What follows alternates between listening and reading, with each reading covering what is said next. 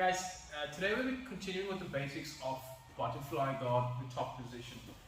Now what you will find will happen quite often when you're in someone's butterfly guard. They'll try to elevate you, they'll try and get your hips and your feet off the floor to be able to create openings into leg entanglements or sweeps or duck unders into alternative guards. What do we do once we're elevated? So we're going to run through some options. Okay, the first option is when someone has their butterfly guard and their hooks in. Okay, we want to have ourselves planted, sitting on our heels with our knees pointing inwards to take away as much power as we can from their feet and from their hips. But let's just say for whatever reason, the person had a really good butterfly guard and was able to elevate me. What do I then do? First thing you want to do, your immediate reaction, is when your hips come off the mat, is to bring your knees together. As I get off the floor, my hands go on the floor, boom, and my knees come together. What I don't want to do is have my legs open up unnecessarily. If I do that, I create an opportunity for the opponent to enter into a leg entanglement. So once you're up, put your knees together, have your hands nice and basic, keep the tension going inwards to their ankles, and then try and push your hips back down to the mat. That is your first reaction. Your second reaction when that happens is to try and spring away. If your legs do happen to open up, you're going to place your hands on the floor and use the momentum to spring over the opponent's head.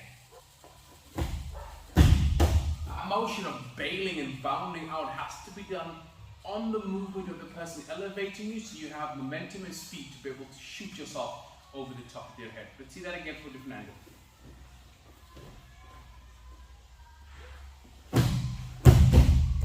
You are quite literally leapfrogging over their head to clear that. It's an explosive and a powerful movement.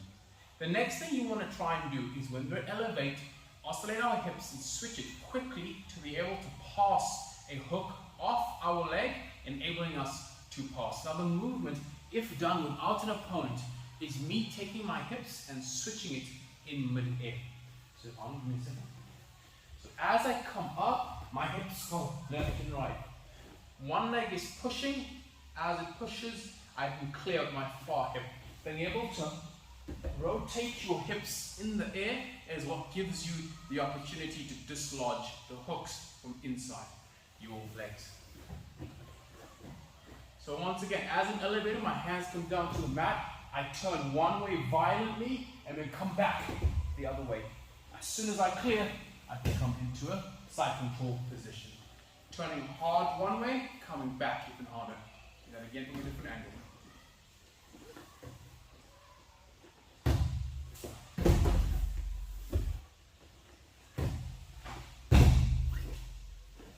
Notice how my hips, because they're moving, pushes his leg and dislodges the hook.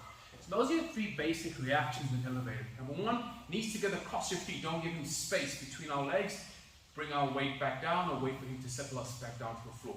Number two, use the momentum and leapfrog over the opponent's head.